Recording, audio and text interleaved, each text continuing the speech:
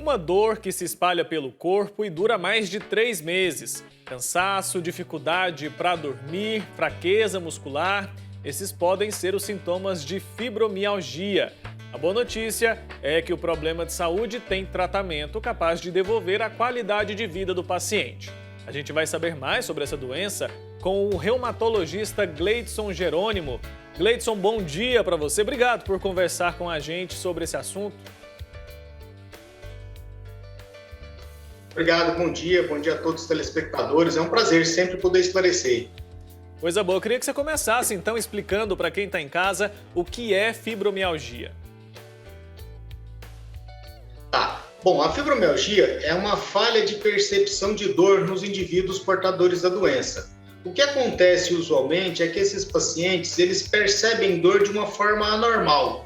Aquilo que era para ser um estímulo pouco doloroso, nesses indivíduos é um estímulo extremamente doloroso. E aquele que era para ser um estímulo que não fosse doloroso, como por exemplo um toque de mão, torna-se estímulo doloroso nesses pacientes. E esse quadro ele persiste, não é uma coisa aguda, é uma coisa crônica, que essa percepção de dor vai se tornando cada vez mais perceptível nos indivíduos ao longo dos meses. Então, o paciente precisa perceber esse estímulo por mais do que 3 meses para que a gente possa definir como sendo um possível portador de fibromialgia.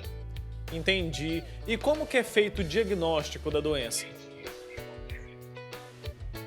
De uma maneira em geral, o que a gente tem? A gente observa que esses indivíduos eles têm essa percepção de dor aumentada, é uma dor crônica, dura mais do que 3 meses, então eu preciso que essa dor não seja uma dor aguda, por exemplo, como uma queda que eu machuquei o braço, uma perna, isso é uma dor aguda. Os estímulos dolorosos, eles são agudos e aí eu tenho essa percepção. A dor ela precisa ser um estímulo crônico que persista por mais do que 3 meses e associa-se outros sinais e sintomas nesses indivíduos, tais como uma percepção de sono não reparador. O que é isso? O paciente ele dorme, mas ele não consegue descansar, ele não consegue relaxar. Além disso, a gente pode observar alterações do humor, tendendo à ansiedade, ora à depressão, além da gente perceber sintomas gastrointestinais, sintomas urinários. Então, essa percepção de outros sintomas, elas estão muito presentes no paciente portador de fibromialgia. O diagnóstico ele é um diagnóstico eminentemente clínico, ou seja, não há, até o presente momento, exames que eu faça que comprovem a doença. Entretanto, no consultório, o médico ele tem por obrigação pensar na fibromialgia e também descartar outras situações clínicas que possam concorrer ou simular fibromialgia. Então, eu preciso pensar e examinar muito bem esse paciente. É uma consulta complexa, é uma consulta demorada, porque eu preciso analisar a fundo esse paciente e fazendo essa análise, a partir daí eu consigo estabelecer o diagnóstico. Alguns casos, nós podemos pedir alguns exames para descartar outras doenças que possam simular essa dor crônica. Então, o diagnóstico é no consultório, de uma maneira geral. Entendi. Então, a fibromialgia ela pode ser, sim, confundida, né, com outras doenças, né, doutor? E quais doenças são essas, por exemplo?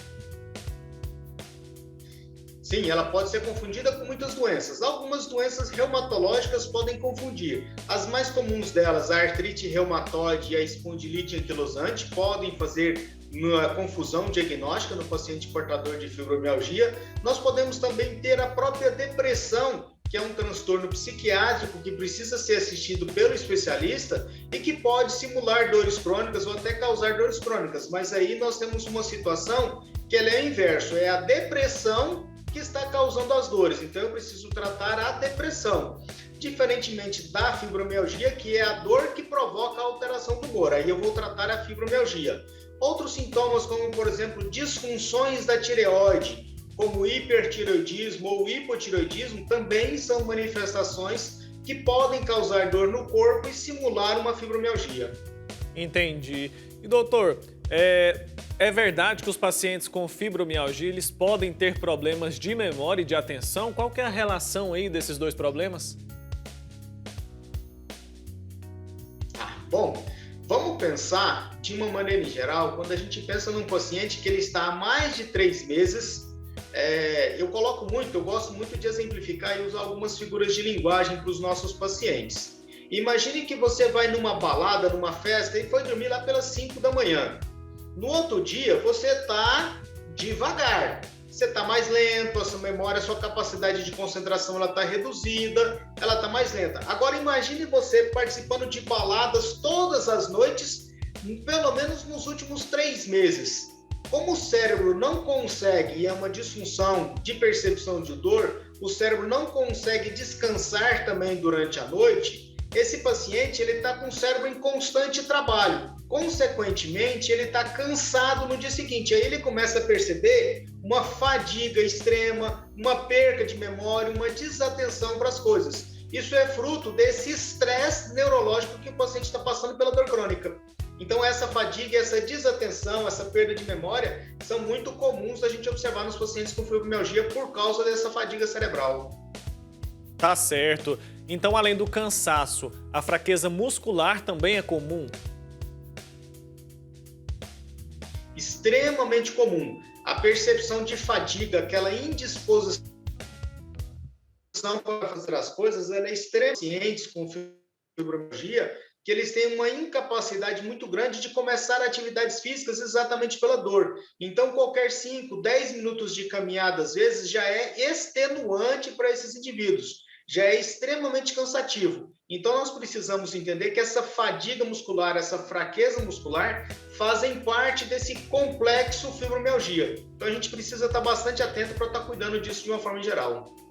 O senhor já começou a citar, a questão da depressão, a relação da depressão com a fibromialgia. Eu queria que o senhor se aprofundasse um pouco mais, porque é um problema que atinge muitas pessoas. O que difere um paciente com depressão do que não sofre com esse problema?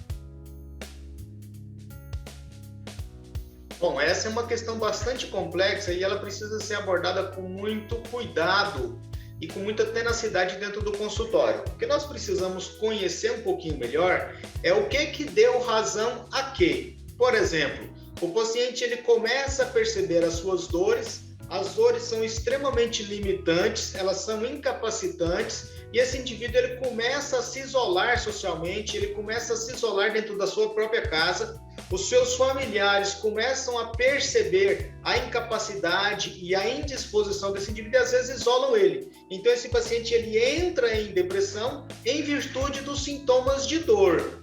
É diferente do paciente que ele se isola preventivamente, que ele altera o seu humor e no curso da depressão ele sente dor. Então aqui é um momento em que a gente tem que ter muito cuidado na entrevista e no acompanhamento desse paciente para que a gente possa perceber efetivamente se os sintomas depressivos iniciaram o quadro doloroso ou se os sintomas dolorosos é que culminaram com o quadro depressivo. Obviamente, isso é importante, essa definição, porque muda um pouco e muda a forma como eu trato esse paciente. O tratamento da fibromialgia, apesar de envolver drogas antidepressivas, não é o foco principal os tratamentos antidepressivos, enquanto na depressão o foco principal realmente são só os antidepressivos, ou mais os antidepressivos. Entendi. De uma maneira geral, doutor, como que é feito ali o acompanhamento médico dos pacientes? De uma maneira em geral, a gente tem que pensar que esse tratamento, como nós citamos aqui, o paciente ele tem distúrbios do sono, ele pode ter distúrbios gastrointestinais, ele pode ter distúrbios do humor, ele vai perceber a dor e ele tem uma fadiga e uma indisposição muito grande. Então, o tratamento ele é o que a gente chama de multimodal. Não dá para eu sair do consultório ou indicar para um paciente uma única terapia, porque eu preciso entender quais são os agravantes, quais são as situações clínicas que esse paciente se encontra, a fim de que eu possa promover o seu melhor bem-estar. Então, provavelmente ele vai sair daqui com um analgésico, com um relaxante muscular ou indutor de sono, com tudo isso que a gente precisa trabalhar para reequilibrar esse paciente e colocá-lo em condições de ter qualidade de vida. De uma maneira em geral, no início do tratamento, a gente recomenda retornos às vezes até mais precoces, a cada 30, 45 dias, até que a gente possa efetivamente ajustar o tratamento desse indivíduo. Lembrar que o tratamento é absolutamente personalizado, ou seja, não tem como eu fazer uma receita de bolo ou uma receita simples para esses indivíduos, porque cada um reage de uma forma a medicamentos. Então eu preciso ajustar o tratamento a cada indivíduo. E as atividades físicas, elas são indicadas, apesar de ser uma doença ali que provoca dores? Sim, as atividades físicas, hoje a gente trabalha e reconhece que elas são o pilar mais importante no tratamento da fibromialgia. Então, é muito importante que a gente estimule os nossos pacientes a desenvolverem e a praticarem atividades físicas.